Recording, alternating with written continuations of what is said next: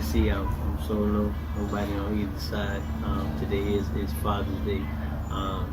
This video, when it comes out, might be, uh, a couple of days, maybe a week after this.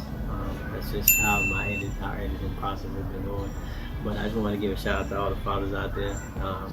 I always do also on my IGTV, which is my IG. I do a lot of videos, also, the short videos on IGTV. That's mwatts underscore RVP 2017. So you can follow me on there too. I give a shout out, like I said, to all the fathers. The fathers that that are in their life, the fathers that are trying to be in their lives. Sometimes they have obstacles in their way, but you got to get through it. You know what I mean? I think that's the most important thing. As I feel like as a lion, the most important thing is raising my cubs. I think that's the only thing that lasts. For your legacy that keeps going.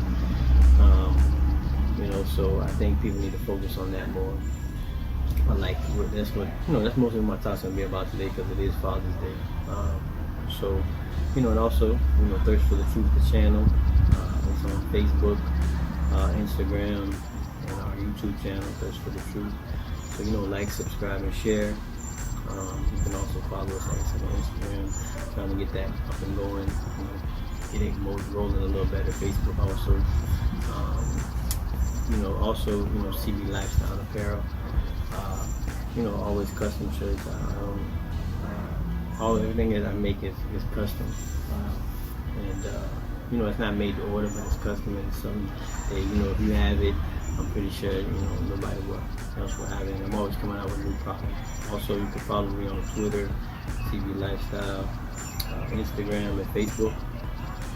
CB Lifestyle Apparel, and on the website, you can go on there and look up, a bunch of different products in different genres, anime, just quotes that I live by, and so forth. I always say clothing is something that I stand by, so I'm not just gonna put up anything to make a sale. It's just not something I'm comfortable with. Being somebody that has a strong, solid foundation, and I feel like I just can't break certain things, right, just to make some money. So, you know what I mean? So that's just one of the examples. You can follow me there. We're just gonna keep going and trying to get content out every week, no matter what.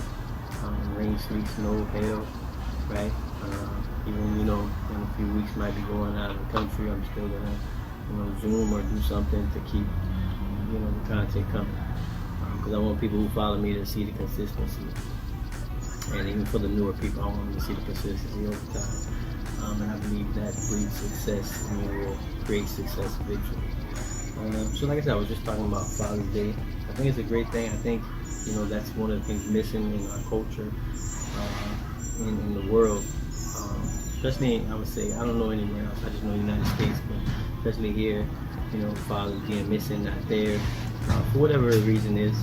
A lot of people having kids with people that they really don't plan on spending, the rest of their life with, and I think that can be part of the reason. But I still think that we need to figure a way past that. You need to be able to go. You need to be able to be in your kids' lives, right? They need a father. I think a father is an important figure. I have a shirt that says "Only man can raise men," because I believe that. I believe, to show somebody, I had to learn how to grow to be a man, and I feel like a lot of my friends and stuff did the same thing, and then also had to grow to learn to be a father, which is not an easy task, right?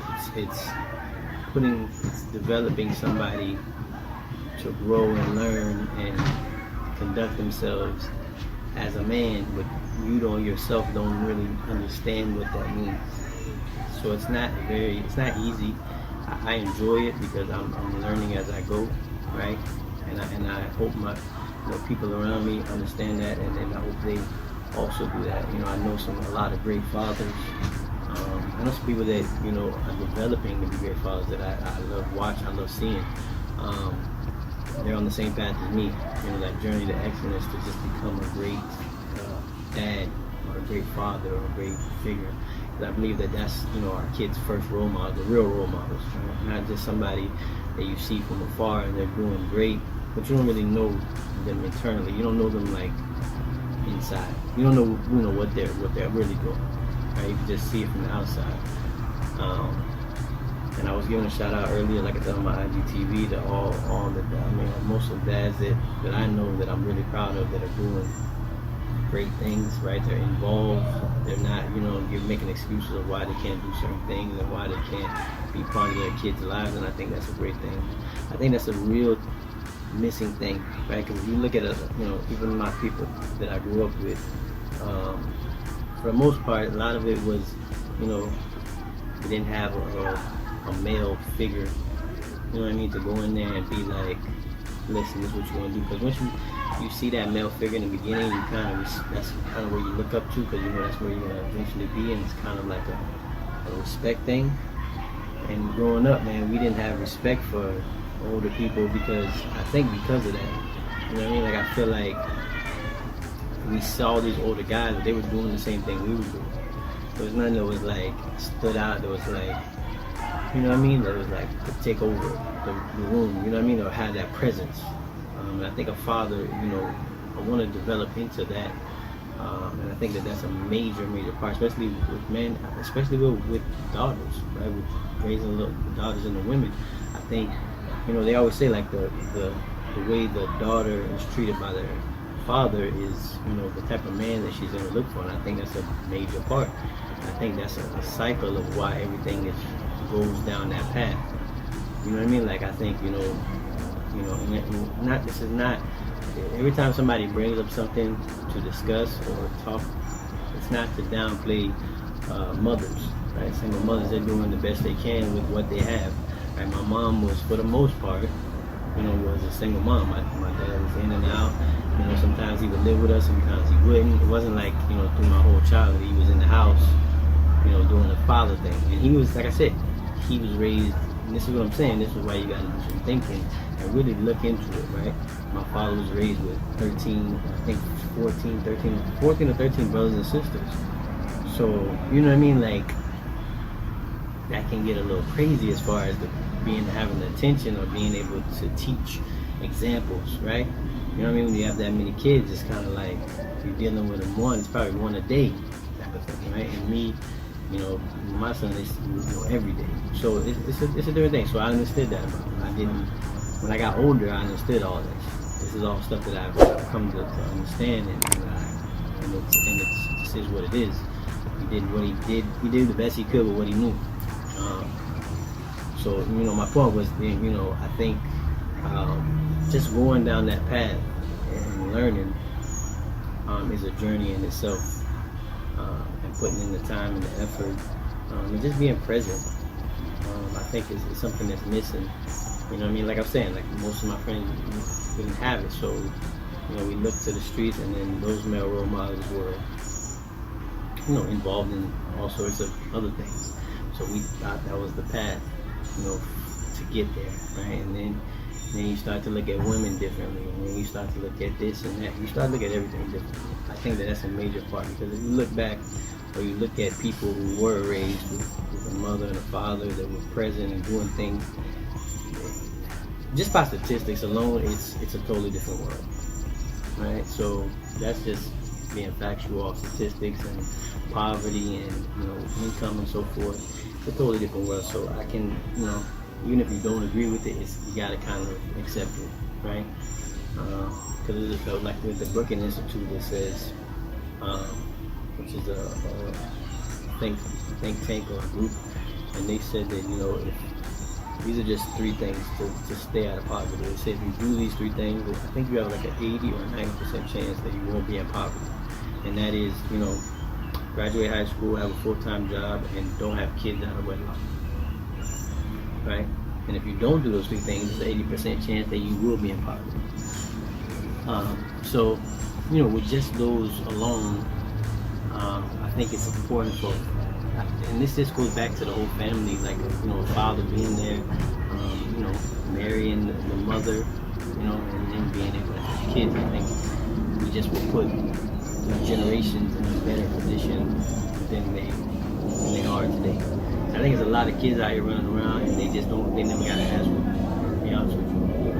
They never had their dad come up to them and catch them and catch them doing something they weren't supposed to do and pop them, which I believe in, right? As far as the pop goes, teachers in schools that my son goes to, they don't spend a rub, right? So it's like, I live by that. Because I think I think we got into that generational, which this could be a whole other conversation where they were talking about, don't spank your kids, and I think it was Dr. Spock and all these things, man. I think that kind of ended, bending us off into a different direction, right? Because I don't think that was the issue. I don't think spanking your kids was the issue with them behaving or their behavior. I just don't think so, right? So I kind of wavered off of that because I just don't think that was the right way.